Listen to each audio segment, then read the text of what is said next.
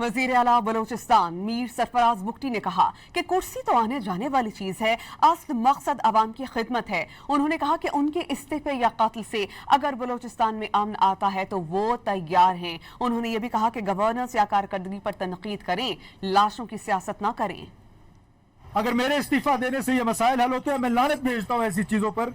ये कुर्सी आने जाने वाली चीज है।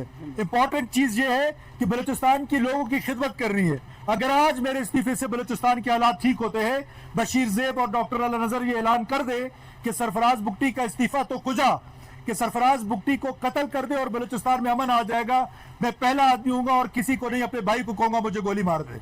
वजीर आला बलोचिस्तान मीर सरफराज बुगटी ने कहा कि कुर्सी तो आने जाने वाली चीज है, असल मकसद अवाम की खिदमत है। उन्होंने कहा कि उनके इस्तीफे या कत्ल से अगर बलोचिस्तान में अमन आता है तो वो तैयार हैं। उन्होंने ये भी कहा कि गवर्नेंस या कारकर्दगी पर तनकीद करें, लाशों की सियासत ना करें। अगर मेरे इस्तीफा देने से ये मसाइल हल होते हैं, मैं लानत भेजता हूँ ऐसी चीजों पर। ये कुर्सी आने जाने वाली चीज है।